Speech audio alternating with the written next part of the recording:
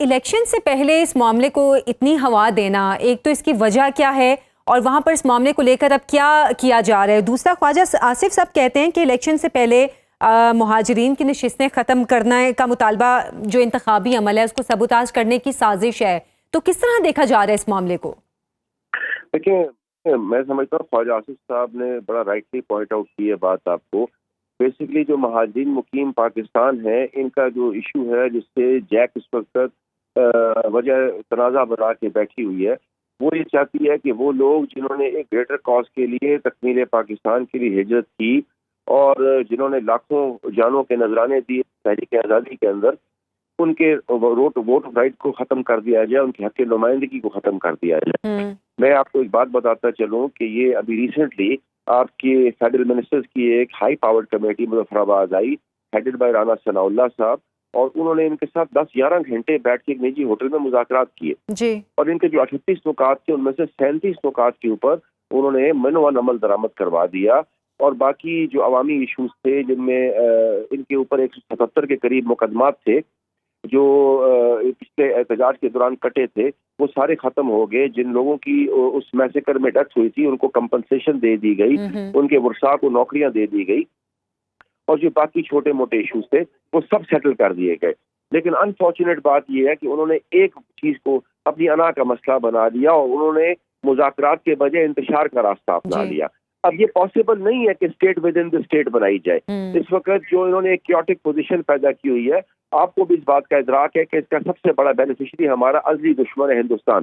اور recently in کے وہاں سے جو ان کے جو گورو آچاریہ نے اور باقی لوگوں نے جو اسٹیٹمنٹس دی ہیں، وہ چاہتے ہیں کہ آزاد کشمیر کے اندر ڈسٹارشن ہو، یہاں کا امن تباہ ہو. اور آپ کو بھی پتا ہے کہ یہ ملٹیپل پراکسیز سندور کے بعد کافی زیادہ تیزی سے یہاں پر وہ کر رہے ہیں، کیونکہ وہ یہ جو مارکے حق کی خفت ہے اس کو مٹانے کے لیے ہندوستان، آپ کو پتا ہے کہ پوری دنیا میں جہاں جہاں اس کو موقع مل رہا ہے وہ ہمیں ڈیفیم کر رہا ہے. تو میں سمجھتا ہوں کہ یہ وقت نہیں تھا جب حکومت ڈائیلاگ کرنا چاہتی ہے، آپ کو بٹھانا چاہتی ہے، لیکن آپ کے جو کور ممبرز ہیں وہ کہتے ہیں کہ اگر حکومت پاکستان اور حکومت آزاد کشمیر ہمارے سارے مطالبے بھی پورے کر دے لیکن ہم اس مارچ سے پیچھے نہیں ہٹیں گے، تو پھر یہ آپ سب سوچئے کہ یہ کیا امن کا راستہ ہے؟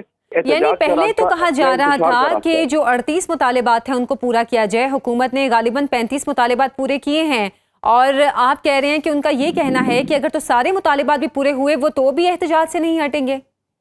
جی بالکل، یہ انہوں نے آن ریکارڈ اسٹیٹمنٹس دی ہے، اور ان کے اگر آپ تند و تیز بیانات سنیے تو وہ اس وقت اگر دیکھیں تو وہ جس لفظ لینگویج کا استعمال کر رہے ہیں اور جس قسم کے انتشار کی بات کر رہے ہیں، میں سمجھتا ہوں کہ یہ کسی طور پہ بھی مناسب نہیں ہے. ایک جمہوری معاشرے کے اندر چیزوں کو جمہوری طریقے سے ٹیکل کیا جاتا ہے.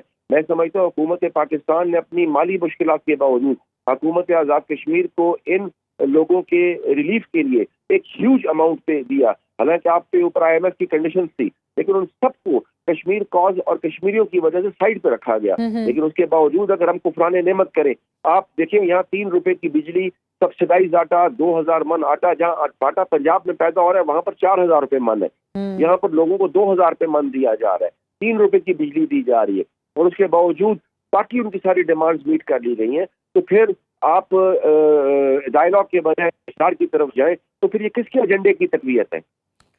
یہ بات آپ نے بالکل ٹھیک کہی. اور عبدالماجد صاحب، اب جبکہ انتخابات بھی 27 جولائی کو ہونے جا رہے ہیں، تو اگر تو ان پارٹیز کو نکالنے کی بات کی جا رہی ہے تو انتخابات میں تو ویسے ہی عوام کا جو ایک انٹرسٹ ہے وہ شو ہو جائے گا کہ وہ ان امیدواروں کے حق میں ہے یا نہیں ہے.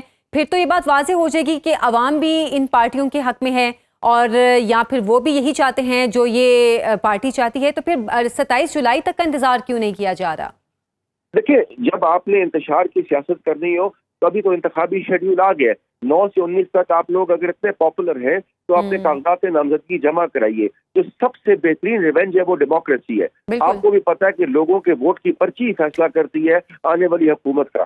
تو میں سمجھتا ہوں یہ ان کے پاس ایک بڑا بہترین موقع تھا کہ وہ اگر عوام میں اتنے پاپولر ہیں تو وہ اپنے عوامی بیانیے کو لے کے عوام میں جائیں اور الیکشن کی طرف آئیں اور الیکشن کنٹیسٹ کریں. لیکن انہوں نے نہ صرف الیکشن کنٹیسٹ کرنے سے بلکہ الیکشن کو سیبوٹاج کرنے کی ساری باتیں کی ہیں. ان کے اگر آپ بیانات سنیں تو وہ اپنے متعدد بیانات میں جب پبلکلی وہ ایڈریس کرتے ہیں تو وہ لوگوں کو انسٹیگیٹ کرتے ہیں کہ ہم الیکشن نہیں ہونے دیں گے, ہم انتظام کو نہیں چلنے دیں گے.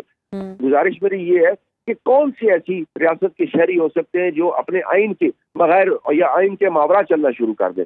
میں نہیں سمجھتا کہ کوئی ایسی چیز جس سے جو یہ پیغام لے کے چل رہے ہیں اس سے کوئی پازیٹیو نتیجہ نکلتا ہے. آپ جب غیر معمولی حالات پیدا کر دیں تو پھر غیر معمولی حالات کے پیش نظر غیر معمولی چیزیں ہوتی ہیں. میں نہیں سمجھتا کہ ان سارے عوامل سے یہ کوئی نیک نامی کما رہے ہیں, بلکہ یہ ریاست اور ریاست کے غریب عوام کو ایک بند گلی کی طرف لے کے جا رہے ہیں.